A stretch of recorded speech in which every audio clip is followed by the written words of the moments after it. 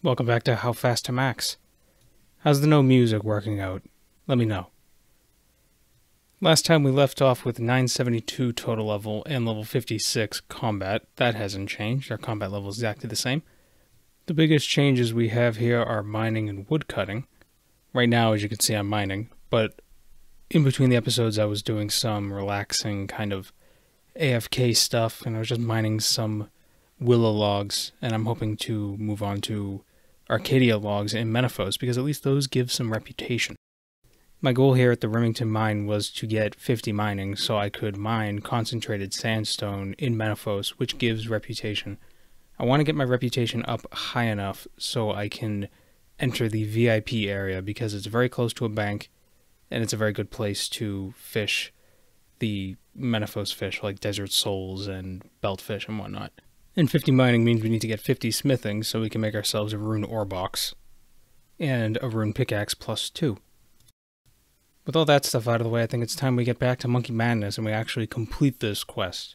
It's a real shame that this part of the quest is still a huge relic of the past, where this puzzle box, I guess maybe in the game code it's treated as a different object than clue scroll puzzle boxes, because with this one you have to wait for the pieces to move before you can move another piece.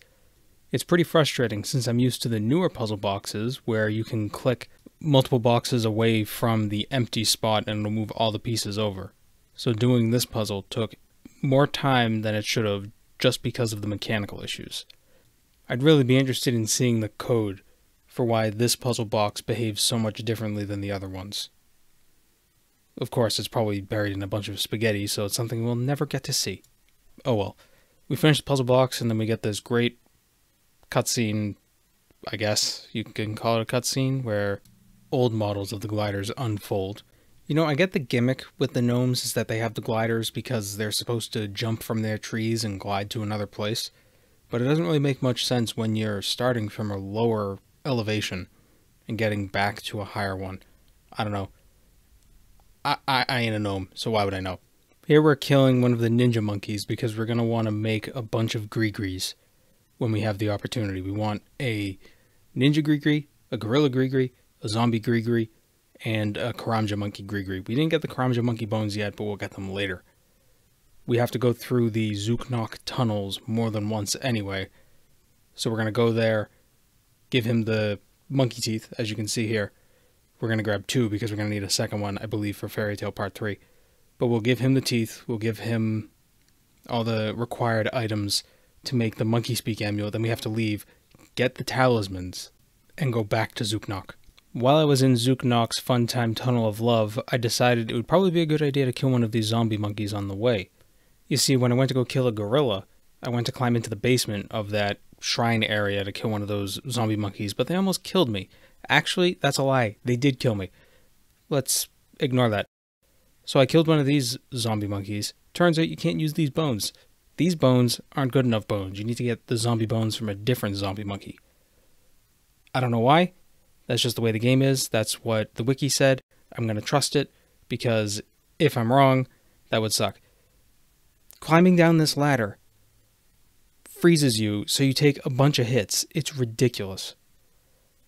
But fortunately, I didn't get killed by these monkeys again. So I used the bar on the fire and made myself a monkey amulet, and then I was able to string it so I could speak to monkeys. And I grabbed the bones, and I got out of there as fast as I could. This part of the quest always makes me sad, because you keep telling the monkey that you lost its toy, and it keeps giving you a new one, and you just keep lying to it and taking its toy over and over again. And it bums me out, because that's kind of how children really are. They're that stupid. They'll just keep giving you stuff because at the end of the day, they just want to share. They want to make everybody happy. They're so innocent, but they're fools, and they're too young to have learned that you shouldn't trust anybody. We swing by Karamja and get Karamja monkey bones because we need Karamja monkey bones to make a Karamja monkey grigri, so then we can rescue a Karamja monkey from the Karamja monkey pen in the Ardoin Zoo. So then we take all these bones back to Zooknok, and he makes us a bunch of grigris, which we can merge into one single grigri that we can switch between and change into a bunch of different monkeys. Although I guess technically some of those monkeys aren't monkeys, they're apes. It's semantics. It's not a big deal. So we're detained by a zookeeper and thrown into the monkey pen with a bunch of other monkeys, and then we talk to one of the monkeys and promise to rescue him. You can actually do this before Owowogi tells you to. I didn't know this, but I did that, grabbed him, and now we're on our way back to the tree gnome stronghold. And you can't teleport, because if you teleport, the monkey runs away or something. I don't know. The monkeys don't like teleporting. The final fight is easy enough. I remember the first time when I did this fight, I was so scared. I actually employed the method that I believe I read on RuneHQ, where you run to a safe spot and you let the gnomes kill it. And when it has almost no HP left, you run out and you just shoot some arrows at it and take it out. You probably don't have to use arrows, but at the time RuneHQ recommended arrows, so I was like, oh, you gotta use arrows. If I don't use arrows, I'm gonna die. But we don't die, and we complete the quest. We complete Monkey Madness.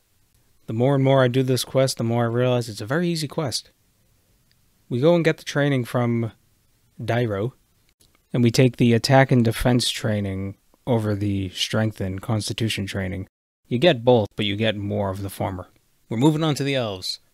We're going to do Plague City so we can get the Arduine teleport, because it's getting frustrating using the lodestones for everything. I don't believe we have 51 magic yet, but doing the quest anyway unlocks the spell, and we'll have it for when we actually get the level needed to teleport. Then we move on to Gertrude's cat, because I want to have our hands on a cat and grow it up to be an adult cat, so when we actually have to catch rats for other quests and other achievement diaries and such, we'll have the adult cat. There's a surprising number of tasks and quests in this game that require you to catch rats, such as the Rat Catcher's quest, Evil Dave's quests, the rat catching medallion that you need for the medium Varrock diaries. It's kind of crazy how many rats you have to kill. Then we move on to the Golem, because we want to start doing Evil Dave's quests, because Evil Dave's Big Day Out gives a lot of XP for very few requirements.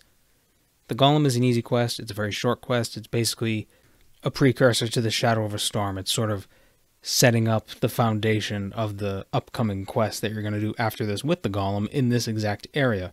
We're going to have to do this quest anyway if we want to finish Recipe for Disaster at a certain point, and Shadow of the Storm gives a 10,000 XP lamp to any of your combat stats, which we're probably going to use on ranged. With this quest out of the way, we can now tackle Agrithnar in Shadow of the Storm. Shadow of the Storm is also a very short quest, especially if you already have all the stuff you need before you do it. I remember the first time when I did this quest years and years ago, I kept forgetting stuff and I had to keep running back and forth. My one question is, I'm wearing the priest gown and priest robes. How come on a female character, priest gowns have the midriff showing? What is it about the female character that means it's female clothes, midriff must be showing? And this isn't the only article of clothing in RuneScape that does this. I'm pretty sure the Dragonhide does it as well. Clothing in fantasy games for female characters is stupid. I kind of like this cutscene, because if you surge before you go into the place, you kind of look like you're sneaking up behind Dave and you're about to stab him. Just an observation I made. I'm a comedy genius. I feel like I stand out a little bit. Needless to say, we've been tricked. This guy, whose name I cannot remember for the life of me, instead of summoning the demon, summoned himself to the demon. And in the process caused some problems that got a bunch of people killed. So we're going to have to reassemble some new allies to resummon the demon, as we've done here. We got the 2 monks and the golem to come help us out. Also, my kitten is helping with the ritual. He's a good boy. Be careful, Matthew. Don't get too close.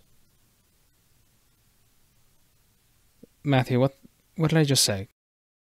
With the demon dead, killed by Silverlight, its blood stained the blade and turned it into dark light. Before we can do Evil Dave's part of Recipe for Disaster, we need to start Recipe for Disaster and help the Lumbridge cook by getting him a few strange items, including a dirty blast and a rotten tomato and a greenman's ale and an eye of newt. We get him that, and now we can move on to all the many quests in Recipe for Disaster. We're not going to do them all just yet, though. We want to do Evil Dave's and get that out of the way, so then we can do Evil Dave's Big Day Out. But we're not going to do it just yet. I want to be able to do fishing without feeling like I'm wasting time. You see, there's a lot of RNG involved when it comes to collecting the eggs to fill up your aquarium. I don't want to start training fishing until I know that the training I'm doing is giving me chances to get fish eggs, so I can unlock prawn perks so I can get things like baitless fishing and featherless fishing.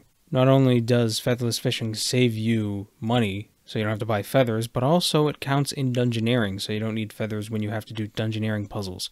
So that's definitely why we want that. And if we get to 60 combat, maybe we'll work towards getting the War's Retreat teleport. Find out next time. Thank you for watching. Take care.